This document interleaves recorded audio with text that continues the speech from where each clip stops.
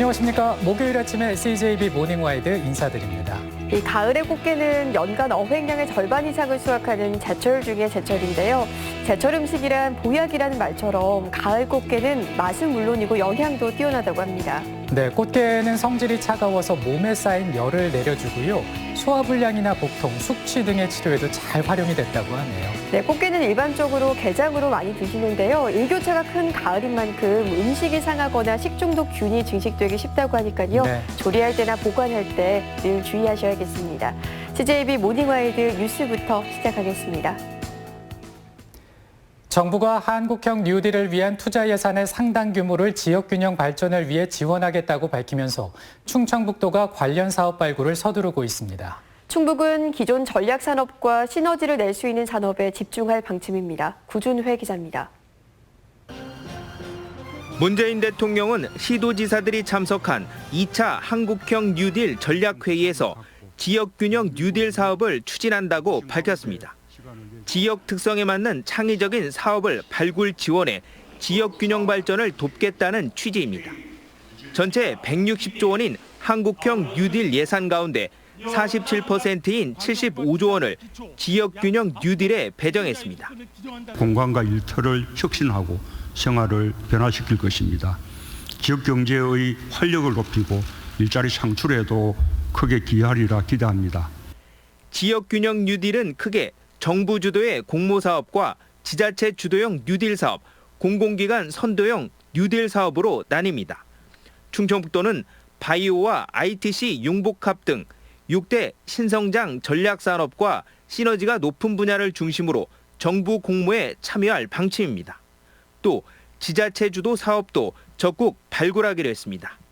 우리 도에서는 뉴딜 추진단을 구성하고 정부의 그 지역균형 뉴딜 사업에 적극 대응하여 미래 산업을 육성할 계획입니다. 이희종 지사는 문 대통령에게 산업단지 규제 완화 특별법 제정을 건의했습니다. 현행법상 산업단지 확보 절차가 까다롭고 너무 오래 걸린다며 뉴딜 관련 산업단지에 대한 규제 완화가 필요하다고 밝혔습니다. 정부는 또 인접 지자체와의 공동사업도 지원하겠다고 밝혀 행정 경계에 막혀있던 권역별 상생사업 추진도 가능할 전망입니다. CJB 뉴스 구준혜입니다. 청남대에 설치된 전두환, 노태우 두 전직 대통령의 동상 철거 여부를 두고 결론을 내지 못하고 있습니다. 결정권이 도의회 손으로 넘어와 있는데 의원들도 워낙 이 사안이 찬반 의견이 뚜렷하다 보니 토론회를 열어 의견을 수렴했습니다. 안정은 기자가 보도합니다. 도민과 각계각층 전문가가 도청 대회의실에 모였습니다. 청남대에 설치된 전두환, 노태우 두 전직 대통령의 동상을 두고 철거냐 보존이냐 의견을 나누기 위해서입니다. 찬성 측은 학살 반란의 역사를 미화하는 두 전직 대통령의 흔적을 청남대에서 지워 민주주의를 제대로 말해야 한다고 주장했습니다. 학살 반란자, 부정 축제자의 동상으로 관광 사업을 말하지 마십시오. 청남대는 역사 정의를 보여주는 올바른 역사 교육의 장이 되어야 합니다. 반대 측은 청남대가 관광 활성화를 위한 사업인 만큼 정치나 진영 논리로 말해선 안 된다고 팽팽히 맞섰습니다. 특정 이념에 의한 방향 설정과 실적 내기 위한 정치 행위로 보이며 이는 청남대 개방 취지를 변질시키고 향후 정치 투쟁의 장소로 변질될 우려가 큰. 상반된 주장 속에 각 분야 전문가들도 의견을 보탰습니다. 역사를 기억하는 것과 기념하는 것은 다르다는 의견과 공적 공간인 청남대의 역할에 대해 생각해보자는 의견도 이어졌습니다. 지금 고등학교 아이들이 배우는 교과서에 전두환 이름이 각각 4번씩 나오고 사진이 3배씩 실려 있어요. 이거는 기억하기 위해서 교과서에서 가르치는 거지 기념하기 위해서 가르치는 건 아니다라는 거죠. 도민의 이익에 부합되는 사업이라고 하지만 공적 공간에서 무엇을 기념할 건가를 우리가 어떤 자세로 배우고 미래 세대에게 무엇을 줄 것인가. 도의회는 토론회에서 논의된 도민들의 다양한 의견을 바탕으로 실질적 해법과 절충안을 찾는 데 고심하고 있습니다. CJB 뉴스 안정은입니다. 지난 8월 용담댐의 갑작스런 과다 방류로 하류 지역이 큰 수해를 입은 것과 관련해 금강홍수 통제소의 역할이 미흡했다는 지적이 나왔습니다. 국회 환노위 국정감사에서 여야 의원들은 금강홍수 통제소가 하천법에 명시돼 있는 댐 사전 방류 지시 명령권을 발동하지 않고 소극적으로 대응했다고 질타했습니다. 긴급 명령이 지난 10년간 한 번도 발동된 적이 없었던 점을 들어 구체적인 발동 기준과 매뉴얼이 필요하다는 지적도 나왔습니다. 국가균형발전 충청권 공동대책위원회는 충북도의회 앞에서 기자회견을 열고 정부는 4차 수도권 정비계획을 폭넓은 공론화와 사회적 합의로 수립하라고 요구했습니다.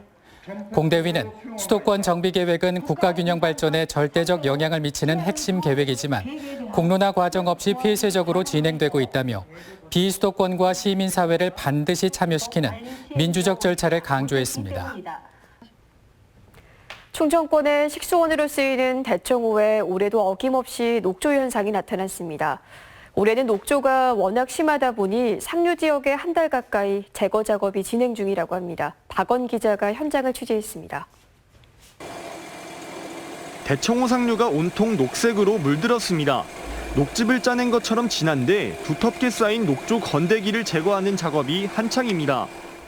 작업자들이 이렇게 3시간 정도 녹조 덩어리들을 직접 수거했는데요. 이곳 주변에서는 악취가 진동하고 있습니다. 지난해에는 사흘 만에 제거 작업을 마쳤지만 올해는 20일 넘게 해도 여전히 많이 남아 있습니다. 지금 최악의 수준이라고 볼 수가 있어요. 생긴 이래. 그래서 지금 저희들이 그 3차 장마에 발생한 쓰레기와 녹조와 같이 접목이 돼갖고 같이 붙어있는 원액을 걷어내고 있는 겁니다. 청주 문희수역도 마찬가지입니다. 남조류 개체수가 8월 둘째 주부터 1ml당 1000개 이상으로 계속 관심 단계를 유지하다 지난 7일에는 31,780개까지 급상승해 경계 단계로 격상됐습니다. 한국수자원공사는 대청호 곳곳에 물순환 장치 20대를 작동하고 수중 흡입식 녹조 회수 설비를 시범 가동하는 등 수질 회복에 총력을 기울이고 있습니다. 하류, 식수원 쪽으로의 영향이 없게끔 조류 차단막을 또 이중으로 설치해서 좀 최선의 노력을 다하고 있습니다. 다행히 날씨가 쌀쌀해지면서 점차 안정세에 돌입할 것으로 예상되는 가운데 당국은 취수구역인 문희수역 상황에 촉각을 곤두세우고 있습니다. CJB 뉴스 박원입니다. 전국의 작은 학교들이 각종 인센티브를 내걸고 폐교를 막기 위해 안간힘을 쓰고 있는데요.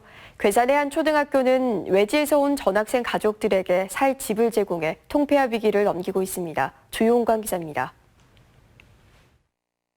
가을 단풍으로 유명한 괴산 청안면 백봉초등학교입니다. 다른 곳에서 전학 온 학생 손들어주세요. 4학년 8명 중 5명이 수도권 등에서 온 전학생들입니다. 전교생 37명 중 19명, 유치원생 15명 중 9명도 전학을 왔습니다. 밖에 나가지도 못하고 답답했는데 괴산에 와서 공기도 좋고 마음껏 뛰놀 수 있어서 좋아요. 통폐합 대상이던 2017년 백봉초 전교생은 17명, 유치원생은 2명에 불과했습니다. 이듬해에는 1명의 졸업생도 입학생도 없었습니다. 백봉초에 갑자기 전학이 몰린 이유는 살 집을 제공하는 인센티브가 통했기 때문입니다. 동문과 주민들이 괴산군에 요청해 지난해 2월 6가구가 입주할 수 있는 연립주택을 건립했고 월 관리비 5만 원에 거주지가 해결되면서 전학이 이어졌습니다.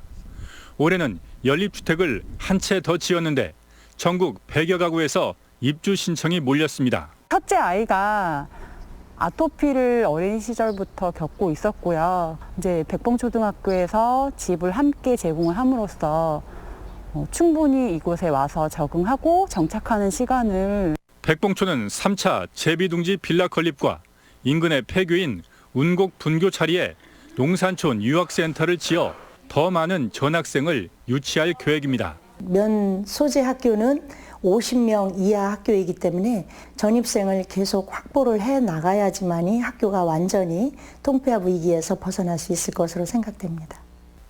인근의 괴산 장현초도 연립주택 건립에 나섰고 단양과 보은, 인천 등 수도권에서도 견학과 문의가 오는 등 주택 제공이 학교를 지키는 성공 사례로 관심을 끌고 있습니다. CJB 뉴스 조용광입니다. 진천 문백초등학교 뒤편에 대형 물류창고 건립이 추진되자 문백초 동문과 학부모들이 교육 환경을 저해한다며 반발하고 나섰습니다. 이들은 군청에서 기자회견을 열고 물류창고가 들어서면 대형 차량 출입이 빈번해 학생들의 안전을 위협하고 소음으로 수업권을 침해할 것이라며 건립하면 안 된다고 목소리를 높였습니다. 청주 시내버스 업계가 코로나 사태로 인한 적자폭 축소를 위해 40% 감축 운행에 돌입하자 시민들의 항의가 빗발치고 있습니다. 청주시청에는 감축 운행 첫날인 지난 12일부터 배차 간격이 2배나 늘었다는 불만과 승객 과다로 코로나 전파가 우려된다는 민원 전화가 수백 통씩 폭주하고 있습니다. 이렇게 시민 불편이 커지면서 추가 대책을 강구해야 한다는 목소리가 커지고 있습니다.